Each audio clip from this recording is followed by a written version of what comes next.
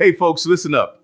I've seen the Four Seasons long enough to know that the hardest part of surviving in this country isn't always the biting winter or the struggles to pay up credit card debts. Sometimes it is silence, that heavy silence that settles in your bones when you are starving for companionship.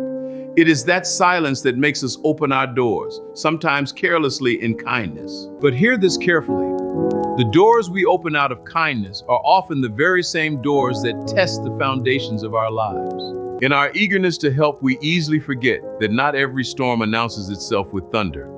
Some storms indeed arrive smiling. They carry gratitude in their hands and thank you on their lips. You see, proximity can be a very powerful tool, but can also be a quiet thief. Through it, lines aren't always crossed in one giant leap. They are erased slowly during a shared lunch, in the echo of a laugh, and in those quiet spaces where loneliness whispers just a little too loud. In the story you are about to witness, no one planned a betrayal. No one woke up intending to break a covenant. But when conversation becomes comfort and comfort becomes a need, the heart doesn't always ask for permission before it begins to wander. This is the story of John, Jane, and the guest who slowly became a ghost in their home. Join me as we explore this story episode by episode, and if you enjoy what you watch, follow, like, share, subscribe, and drop comments. It all begins with that very important phone call and a piece of long-awaited good news Loretta could not wait to share with her friend, Jane. Congratulations, Loretta. Finally, you are on your way to becoming a Canadian. It's a happy ending for you. Thanks, Jane. I could not have done this without you. It has been a tough journey, my sister. Canada will teach you patience. Thank you for all your guidance. Yes, no problem. So what are your plans now? Are you coming soon? Yes, I would like to come as soon as possible, but I need your guidance on housing and job. Since I don't have a job waiting for me, I'm anxious about accommodation. Jobs are not easy to come by these days, and I would not advise you to rent a house while you are still unemployed. Your savings will drain out quite fast. I'm scared already, so what can I do? Let me speak with my husband. We may be able to accommodate you temporarily till you get a job. I don't know what I did to deserve you. You're such a lifesaver. It's my turn to pay you back for all your help while we were in school. I will keep you posted. Bye. Honey, I have some good news. Do you remember my roommate in the undergrad? Loretta? Yes, Loretta. She got her visa approved. Wow. She's coming soon, but has no job yet. I thought we could accommodate her briefly till she secures a job. Do you think that's a good idea? Do you trust her to stay here without causing any problems? She's a good person. I know her quite well. Besides, it's just a temporary stay, I promise. All right, I trust your judgment. Do we need to prepare for anything ahead of her coming? Thanks, my love. I'll keep you posted about the details of her travel and any preparation needed. It's quite a long trip for you, Loretta. You must be really tired. Uncle John, tired is an understatement. My body aches and my legs sore, my neck hurts. I can tell from your look. Let's take your luggage inside so you could go take a bath, eat, and go to bed early. I'll give you some painkillers. Thank you so much, Jane. Thank you so much, Jane, for everything. I can't thank you enough. Not many women would accommodate another woman like you do. The world needs more people like you. It is my pleasure. What are friends for? Let's talk about settlement. You will need to visit a few government offices for documentation. That's true. You also need a bank account, so you have to visit the bank. You need to book an appointment with the Newcomers Service Center as well. They help with settlement and job. Yeah. So you have your work cut out for you, and I am very busy. I go to work early and come back late. So I won't be available to help you out, but I will talk to John. He might be able to assist in driving you to all those places over the next few days during his lunch break. Okay, thank you. That would be very helpful. My love, Loretta needs our assistance. There are a number of government offices she has to visit. Of course, my dear. She also needs to visit banks and settlement center. I was wondering whether you might be able to help out. What exactly do you want me to do? I know you are busy, but I would appreciate if you could devote your lunch breaks over the next few days to driving her to those appointments. Well, let me say that may not be very easy for me, but sadly, I'm unable to say no to your request. Thank you, my love. Hello, Loretta. So, John has agreed to take you for all your settlement runs, so make sure you're ready by his lunch break. Amazing. I will be ready way ahead of time. Lest I forget, feel free to cook and eat anything you like, and the fridge and freezer are fully stocked. You just need to figure things out. All right, that is noted. Now I'm running late. I will see you in the evening. Take care of yourself and all the best with your appointments. All right, do have a great day at work. Uncle John, I notice you usually don't eat all day. Please, food is ready. Come and eat. Well, I usually just take coffee in the morning and wait for my wife to come back in the evening to eat. That means you only eat once a day, and that one time is dinner. That's everything but healthy. I know, but I can't help it. I don't have time to cook. And besides, Jane leaves home quite early. She can't be cooking before leaving, so I resigned to fate. I will take permission from her. While I'm still here, you must be eating. I really want to thank you for your time and the effort put into driving me around for my documentation. I never knew I could complete everything in 1 week. If it wasn't for you, I wonder how I would have been able to cook. I wonder how many times you would thank us. It's no big deal. It's a normal thing we would do for any friend and family. But honestly, this food is so delicious. Can I have more when I finish this? That will be my joy. I love it when I cook and people ask for more. Loretta, how's your job search going? I hope you're not beginning to get worried. I was worried when I wasn't getting called for interviews, but recently with the invites rolling in, I am more at peace. That is the spirit. You will soon land the one that will be fulfilling. Amen. I better start getting ready to return to my 001 meal plan when you are gone. I have so much gotten used to your food and companionship. I wish I am able to continue feeding you and the companionship never ends, but you belong to my friend. That said, I must confess that my heart has been behaving inappropriately in recent times. It keeps wishing for what it can never have. It is behaving recklessly and senselessly. That makes the two of us. Before you came into this house, I knew something was off, but I couldn't place it.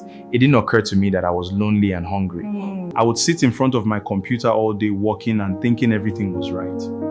I blocked my mind from the consciousness of the fact that my wife's career and her absences have been robbing me of the much-needed companionship. Now, see me loving and admiring the food of our guests. See me inappropriately always looking forward to the company of Loretta. I wish Jane would understand this without me ever having to tell her.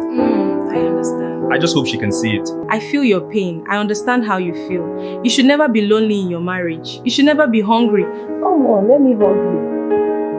I know you're starving. The food is almost ready. Tell me, what do you want? Is it this food or the other food? The other room? All of the above. What we are doing is so wrong. I am a betrayer, an ungrateful person. Jane doesn't deserve this. I know, but should we stop? Not necessarily. The deed has been done already. We can't undo what we have done. Let's just continue. My love, what is going on? I noticed that in the past several weeks, I have not received your regular lunchtime text messages. Is there a problem? Honey, there is absolutely no problem. These days, I am now having working lunch due to a surge in office deliverables. The surge is temporary. Please bear with me. Are you okay? You just seem distant lately and you haven't touched me in weeks. Is everything alright? I'm fine. Just tired these days due to the surge at work. That's all. My mind is not at peace. I feel something is wrong with John. He's not the cheerful man he used to be. He seems withdrawn from me lately. He doesn't send me lunchtime check-in text more. We are not having intimate moments as before. No heartwarming talks again. Did I offend him in any way? I don't think that anything has changed in our routine that could have led to this. Maybe this be about Loretta, as John didn't really buy the idea of her staying with us originally. He only accepted out of his love and respect for me.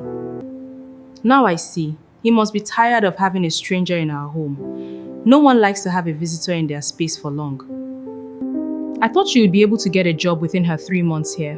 I should have been more circumspect. Poor John, he must have been dying in silence. What can I do now? Should I ask her to get a lease and offer to pay her rent for the next 3 months? She has been so helpful and kind, honestly. Finish. She cleans the house and even cooks dinner before I come back home. I have to be very respectful in any action I take. Hello, Loretta. I will be closing early today. Please let's meet at the public park behind our street at 5:30 p.m. I have some gist for you. Loretta, thanks for all your help. Your presence has really made a lot of difference in our home.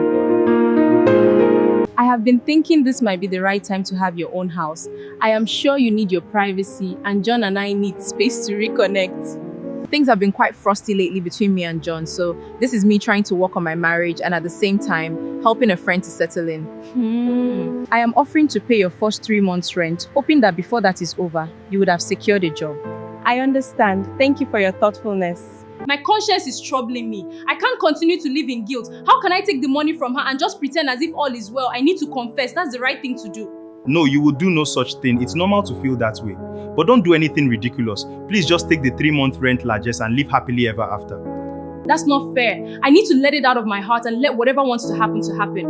I have already betrayed her, and the least I could do now is to right the wrong. Are you out of your mind? Do you want to break my home? You're not even afraid of your own life. Where on earth have you ever seen such kind of senseless confession before? You want to tell someone that you slept with her husband in her matrimonial home, on her matrimonial bed, and you expect all your body parts to be complete thereafter. You should have thought about saving your marriage when you were busy sleeping with your wife's friend almost daily, and now you care less about my own raging conscience. It was a period of vulnerability for me, and besides, you should have thought about your conscience when you were busy leading your friend's husband on. Okay, I'll take the money and go rent a house, but you better keep praying that my conscience allows me to rest. Otherwise, I will spill things out. I'm out of here. It will be your word against mine. Jane, Uncle John, thank you so much for your kindness in housing me, helping me to settle in, and providing financial assistance for me to secure a lease. It's our pleasure, Loretta. We're glad we could help at the time you needed it the most. We hope you get a job as soon as possible to complete your settling in. By the way, Jane, there is something I have been wanting to tell you. Yeah. Oh, my taxi is waiting. Let's talk about it later. All right, let's catch up later. And so, the door finally closes. The guest is gone, the rent is paid, and the house is quiet once more. But as we've seen, silence isn't always peace. Sometimes, silence is just a container for a secret too heavy to carry. Jane sleeps tonight believing her kindness saved her marriage. She remains in the light, while John and Loretta are left, shivering in the shadows of what they have done. But it makes one wonder, is John right? Is a secret truly a kindness if it protects the one you love from a truth that would shatter them? Or is the marriage built on a lie like a house built on sand, waiting for the next tide? And what of Loretta? Was her desire to confess an act of true repentance? Or was she simply trying to offload the weight of her own guilt onto the shoulders of the woman she betrayed? Is a clean conscience worth the price of a broken heart? The taxi honked, and the secret stayed behind. But I ask you, my friends, if you were Loretta, would you have spoken? If you were John, would you take this to your grave? Or is there a point where the truth is the only thing that can truly set you free? As I leave you tonight, perhaps we should all take a moment to reflect on the doors we've opened and the secrets we've buried at some points in our lives. Until the next story, let's tread a little more carefully.